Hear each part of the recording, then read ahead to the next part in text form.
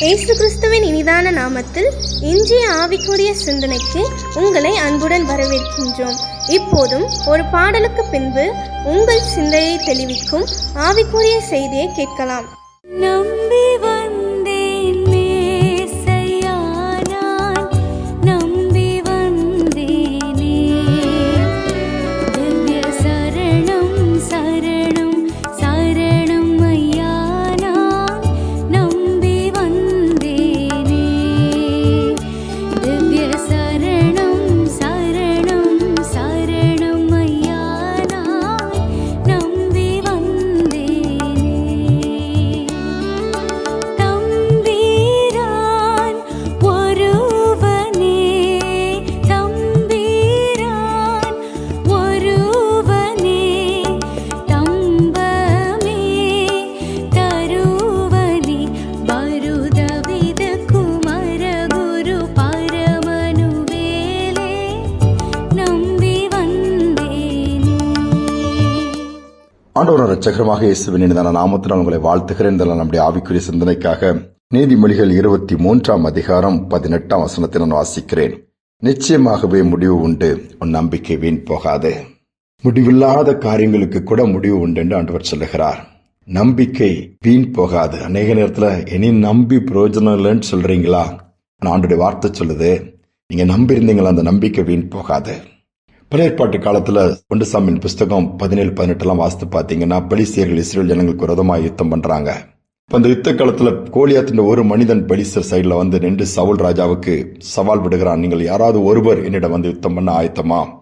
அவன் என்னை ஜெயித்து விட்டால், நீங்கள் ஜெயித்து விட்டால் நானும் எங்களை சார்ந்தவள் உங்களுக்கு அடிமை, தோற்று விட்டால் நீங்கள் எல்லாரும் எங்களுக்கு அடிமை என்று சவால் விடுகிறான்.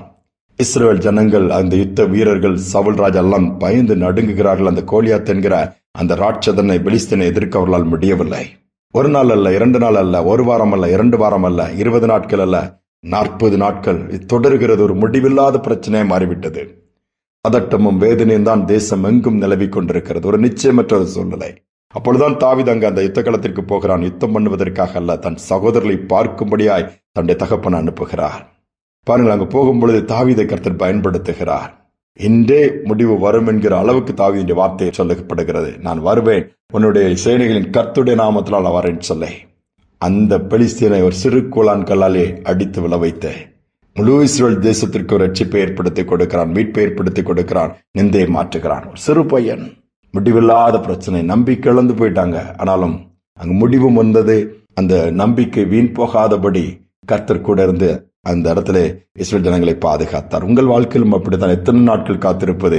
இந்த பிரச்சனை எத்தனை நாட்கள் தான் இருக்கும்? நான் எல்லா பக்கமும் முயற்சி எடுத்துட்டேன், எல்லாரையும் பார்த்துட்டேன், எல்லா வித காரியங்களையும் யோசித்து பார்த்துட்டேன், செய்து பார்த்துட்டேன். தோற்று போனீர்களா?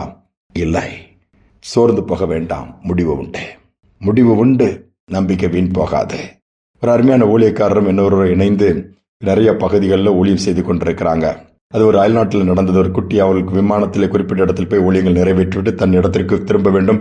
80 மைல் தூரம் போகிற வழியிலே பனிப்புயல் வேகமாய் வீச ஆரம்பித்ததுனாலே தொடர்ந்து விமானத்திலே பயணிக்க முடியாமல் பாதுகாப்பான ஒரு இடத்திலே சின்ன கிராமத்திலே விமானத்தை இறக்கி விட்டார்கள்.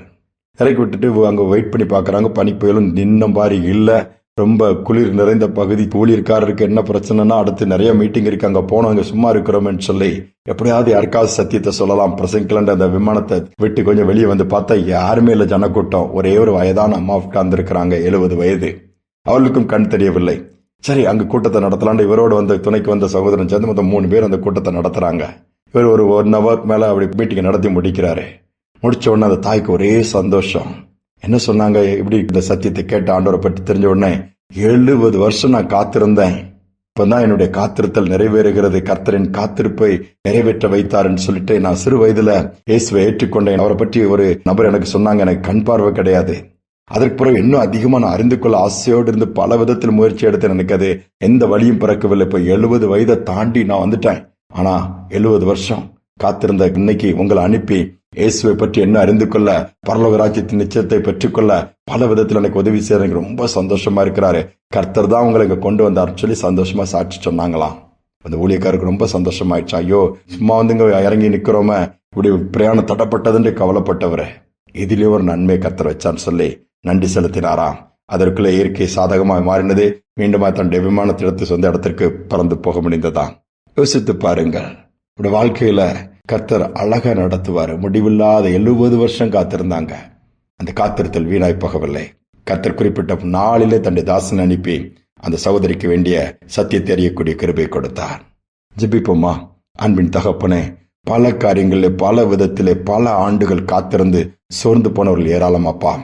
பிள்ளைகளை குறித்த காரியங்கள், கணவனை குறித்த காரியங்கள், குடும்பத்தை குறித்த காரியங்கள், வீட்டில் உள்ள சூழ்நிலைகளை குறித்த காரியங்கள், வியாபாரத்தை குறித்த காரியங்கள் எல்லாவற்றிலும் பல விதத்திலே காத்திருந்து மாற்றம் வரும், சூழ்நிலை மாறும், நல்ல வியாபாரமாகும் அல்லது நல்ல வேலை கிடைக்கும் அல்லது வியாதி மாறும், பல விதத்திலே எதிர்பார்ப்பின்படி காரியங்கள் நடக்காதனால் சோர்வுக்குள் போன பிள்ளைகள் ஏராளமாப்பா.